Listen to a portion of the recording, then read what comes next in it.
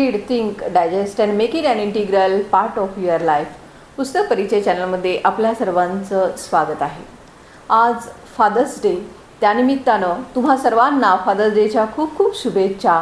आणि त्यानिमित्तानं हा खास व्हिडिओ. माता पितांचे न पहावे दोष, हे सत्पुत्राचे लक्षण जाण. माता पितरांचे समाधान, हे सुपुत्राचे लक्षण जाण. श्री ब्रह्मचैतन्य गोंदवलेकर महाराज यांची प्रवचनं मी रोज एक याप्रमाणे अपलोड करतेच आहे. कारण लहानपणापासून आम्ही गोंदवलेकर महाराजांच्या दर्शनाला नेहमीच जातो. कारण गोंदवलेकर महाराज हे आमच्या वडिलांचे गुरु आहेत आणि आमच्या गावापासून गोंदवले अर्ध्या तासाच्या अंतरावर आहे. मग रोज संध्याकाळी देवाला दिवा लावल्यानंतर संध्याकाळी एक पान वाचायचा असा लहानपणापासून नियम होता.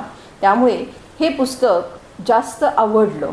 चॅनल सुरू केल्यानंतर आता माझ्या मनामध्ये विचार आला की ही जी प्रवचनं आहेत ते रोज एक पान आपण अपलोड केलं तर म्हणजे ज्यांना गोंदवलेकर महाराज माहिती नाहीत त्यांना त्यांचे विचार त्यांच्यापर्यंत पोहोचतील, म्हणून हा उपक्रम मी 1 जूनपासून सुरू केला.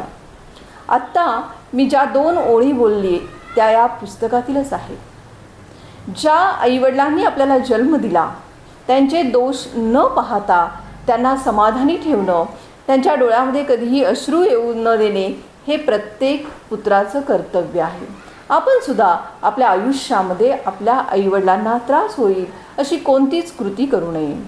ज्यांनी आपल्याला जन्मापासून आत्तापर्यंत सांभाळलं त्यांना ज्यावेळी गरज आहे अशा उतार वयामध्ये सांभाळणं हे आपलं कर्तव्य आहे. बाकीचं सत्कर्म केलं नाही केलं तरी चालेल, पण आपल्या आईवडिलांना कधीही दुखवू नका. कारण या जगामध्ये आपल्या आनंदानं सगळ्यात जास्त आनंद कोणाला होत असेल तर तो फक्त आईवडिलांना. ज्यावेळी आपण दुःखी असतो त्यावेळीसुद्धा आपल्या दुःखामुळे दुःखी होणारे आईवडीलच असतात.